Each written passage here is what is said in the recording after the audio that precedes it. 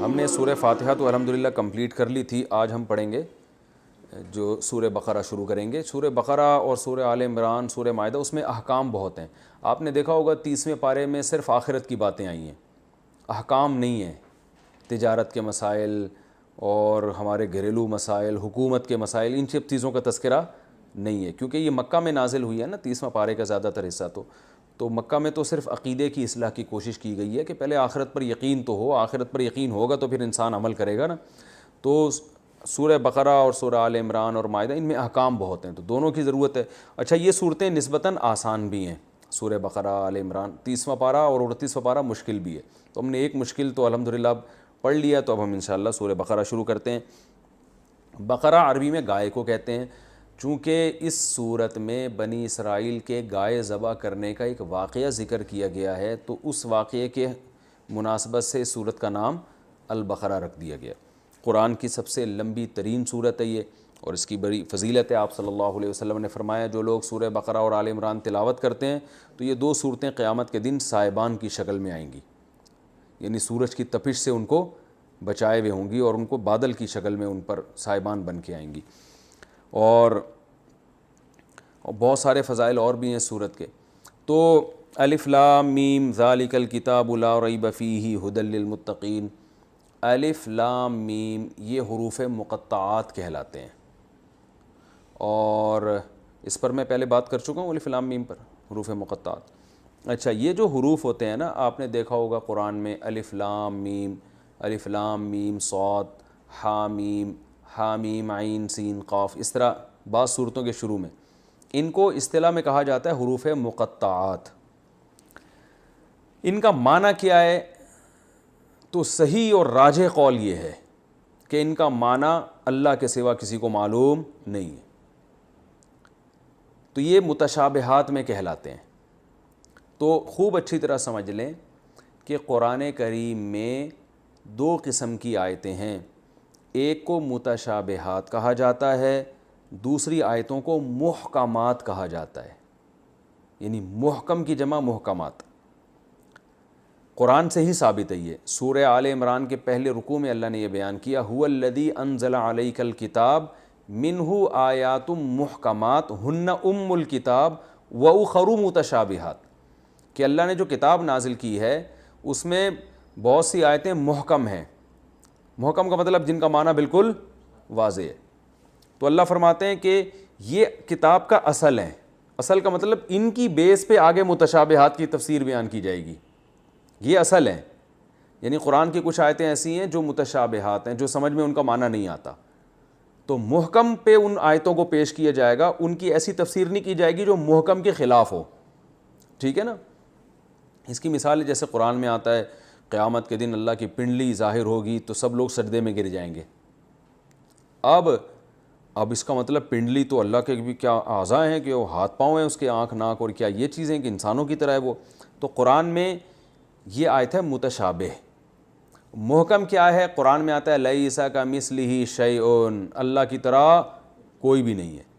تو پتہ یہ چلا کہ جو جس آیت میں آتا ہے اللہ پنڈلی ظاہر کریں گے، اس کی ہم نے ایسی تفسیر کرنی ہے کہ اس محکم سے ٹکرائے نہیں وہ. اب اگر آپ کہتے ہیں ایسے ہی پنڈلی ہے جیسے انسانوں کی ہوتی ہے، تو اس کا مطلب قرآن تو صاف لفظوں میں کہہ رہا ہے کہ اللہ کی کوئی مثال اس کائنات میں ملتی نہیں ہے. تو جب ملتی نہیں ہے تو مثال دینا بنتا ہے کیا؟ ناممکن ہے، مثال ہی نہیں دی جا سکتی. تو ہم پھر اس کی ایسی تفسیر کریں گے کہ ہم کہیں گے بھائی اللہ کی کوئی صفت مراد ہے اس سے، یا ہے پنڈلی ہم اس کی حقیقت نہیں جانتے. یعنی محکم اصل ہے. تب کیوں قرآن کہہ رہا ہے سورہ آل عمران کے پہلے رکوع میں ہن ام الکتاب، وہ کتاب کی ہیں، ماں ہیں، یعنی اصل ہیں وہ محکم آیتیں. اور قرآن میں اسی صورت کے پہلے رکوع میں اسی آیت میں اللہ نے فرمایا وَأُخَرُ مُتَشَابِهَاتٌ، اور کچھ آیتیں ایسی کیا ہیں؟ متشابہات ہیں. تو پتہ یہ چلا کہ قرآن میں دو قسم کی آیتیں ہیں. متشابہ کا لفظ سے ہی پتہ چل رہا ہے نا، جس کا مفہوم واضح نہیں ہے. اب یہ خوب سمجھ لیں کہ متشابہات کی دو قسمیں ہیں. ایک متشابہ المعنی، یعنی وہ آیتیں جن کا معنی ہی متشابہ ہے، جن کا معنی کا ہی نہیں پتہ کیا ہے، ان کا اصل معنی کا نہیں پتہ. اور دوسرا متشابہ الکیف. کیف کا مطلب ہوتا ہے کیفیت. کہ اس کے لغوی معنی تو ہمیں معلوم ہے، ڈکشنری میں معنی تو پتہ ہے، لیکن اس کی کیفیت کیا ہے یہ ہمیں معلوم نہیں ہے۔ تو یہ متشابہات کی دو قسمیں۔ تو پہلی قسم اللہ نے بیان جو پہلی قسم ہے وہ ہے کہ جن کا مطلب ہی نہیں پتہ، وہ ہیں یہ حروف مقطعات، الف لام میم صاد نون والقلم وما یسطرون، نون ان کے اصل معنی ہی نہیں پتہ ہیں کہ اس سے کیا مطلب ہے اس کا۔ نون کا ویسے تو حروف تہجی ہے، لیکن ظاہر ہے قرآن میں نون کا مطلب تو صرف حروف تہجی نہیں ہے نا۔ اب یہ اللہ قیامت کے دن بتا دیں اپنے بندوں کو کہ میری کیا مراد تھی، وہ اللہ ہی جانے، اور ہو سکتا ہے اللہ نے اپنے حبیب صلی اللہ علیہ وسلم کو بتایا اور رسول اللہ صلی اللہ علیہ وسلم کو، یہ بھی ہو سکتا ہے کہ آپ کو بھی نہ بتایا ہو، تو اس بارے میں ہمیں کوئی تفصیل معلوم نہیں ہے۔ تو یہ ہے وہ متشابہات جن کے اوریجنل معنی ہی معلوم نہیں ہے۔ دوسرا متشابہ وہ ہے جن کے حقیقی معنی تو معلوم ہیں مگر کیفیت معلوم نہیں ہے۔ جیسے قرآن میں نے ابھی آیت پڑھی سورہ قیامہ میں ہے نا، یوم یکشف عن ساق، سورہ قلم میں ہے کہ جس دن اللہ اپنی پنڈلی کو ظاہر کریں گے لوگ سجدے میں گر جائیں گے۔ اب پنڈلی کے لغوی معنی تو معلوم ہے، پنڈلی کو کہتے ہیں، لیکن اس کی کیفیت معلوم نہیں ہے کہ یہاں اس کو آپ ڈیفائن نہیں کر سکتے۔ جیسے میں کہوں آپ کی پنڈلی تو میں ڈیفائن کروں گا بھائی پنڈلی ایسی ہے جو اتنا وزن ہے، اتنی موٹی ہے اور اتنی لمبی ہے، اور ان کی پنڈلی جیسی ہے یا اس سے بالکل مخالف ہے، تو یہ کیفیت بیان ہو رہی ہے نا۔ لیکن قرآن میں جہاں اللہ کے بارے میں یہ الفاظ آئے ہیں ان کی کیفیت ہم بیان نہیں کر سکتے، کیونکہ اللہ جیسا کوئی ہے ہی نہیں۔ قرآن میں آتے ہیں الرحمن علی العرش استوى، اللہ تعالیٰ عرش پر ہیں، عرش تخت کو کہتے ہیں نا، بادشاہی تخت، تو ساتویں آسمان کے اوپر عرش اور کرسی ہے، اور اللہ اس بادشاہی کرسی پہ جلوہ فروز ہیں۔ قرآن میں آتا ہے جگہ جگہ ہے، تو کرسی کا معنی تو کرسی ہوتا ہے، عرش کا معنی عرش ہوتا ہے۔ لیکن اب اللہ کے بارے میں یہ کہنا کہ اللہ کی کرسی اس طرح کی کوئی کرسی ہے جیسے ہماری کرسی ہوتی ہے، یا کوئی ایسا تخت ہے جیسا ہمارا تخت ہوتا ہے، یہ ہم بیان نہیں کر سکتے۔ یہ کیفیت بالکل مجہول ہے، اس کے بارے میں بات کرنا بھی جائز نہیں ہے، سمجھ رہے ہو؟ تو یہ وہ متشابہ ہیں جن کے لفظی معنی تو ہمیں معلوم ہے مگر کیفیت ہمیں معلوم نہیں ہے۔ اسی طرح قرآن میں آتا ہے کہ جس دن قیامت قائم ہوگی تو والسماوات مطویات والارض، کیا ہے وہ آیت پڑھو جلدی سے، والسماوات مطویات بیمینی، آسمان اس کے دائیں ہاتھ میں لپٹے ہوئے ہوں گے، اور والارض قبضتہ، اور ایک قبضے میں اللہ کے زمین ہوگی، یعنی اللہ کے ایک ہاتھ میں زمین ہوگی اور ایک ہاتھ میں آسمان لپٹے ہوئے ہوں گے۔ تو اب ہاتھ تو ہاتھ ہی کو کہتے ہیں، لیکن حقیقت کیا ہے، کیسے لپٹے ہوئے ہوں گے؟ کوئی اللہ معاذ اللہ کوئی انسانوں کی طرح تو نہیں ہے نا ہاتھ میں لپٹ، تو اس کی کیفیات ہمیں بالکل بھی یعنی کیفیت کا مطلب کہ کیا کنڈیشن کیا ہے اور حالت کیا ہے یہ ہمیں بالکل معلوم نہیں ہے۔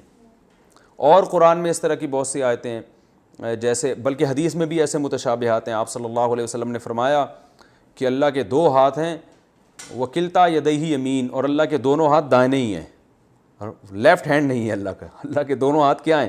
دائیں ہیں۔ حالانکہ یہ عملاً ناممکن ہے کہ کسی کے دو ہاتھوں اور دونوں دائیں ہوں، اس لیے کہ دائیں اور بائیں جو ہے نا یہ ایک دوسرے کے مقابلے میں کہا جاتا ہے۔ جو چیز اس طرف کے مقابلے میں اس طرف ہوگی تو وہ کیا کہلائے گی؟ لیفٹ، ٹھیک ہے نا؟ یہ تو ایک فرضی چیز ہے نا، لیکن جیسے اللہ کا ہاتھ کا ہونا ہماری عقل سے بالا تر ہے، تو ایسے ہی دائیں اور بائیں کا ہونا بھی ہماری عقل سے بالا تر ہے۔ تو یہ سب چیزیں متشابہات میں آتی ہیں، اور سورہ آل عمران کے پہلے رکوع میں ہی اللہ نے بتا دیا کہ فَأَمَّا الَّذِينَ فِي قُلُوبِهِمْ زَيْغٌ فَيَتَّبِعُونَ مَا تَشَابَهَ مِنْهُ، جن کے دلوں میں ٹیڑھا پن ہے نا وہ متشابہ آیتوں کے پیچھے لگتے ہیں، ابتغاء تأویلہ، ابتغاء الفتنہ، فتنہ پھیلانے کے لیے اور اس کے مفہوم کی گہرائی میں گھسنے کے لیے، وَمَا يَعْلَمُ تَأْوِيلَهُ إِلَّا اللَّهُ، حالانکہ اس کے حقیقی معنی اللہ کے سوا کسی کو معلوم نہیں ہے، تو اس کی پوری مراد اللہ ہی جانتا ہے۔ تو ایسے متشابہات قرآن یا حدیث میں جہاں بھی آئیں گے تو ہم نے یہ کہنا ہے اللہ اعلم بمرادہ، اس کے پوری مراد اللہ ہی جانتا ہے، اس کے پورے حقیقی معنی کون جانتا ہے؟ اللہ جانتے ہیں، اس کی بحث میں جانا جائز نہیں ہے۔ باقی پھر اللہ نے ایسا کلام کیا کیوں کہ جس کے پورے معنی ہمیں پتہ ہی نہیں ہے، تو ایسی مبہم باتیں اللہ نے کی کیوں ہیں؟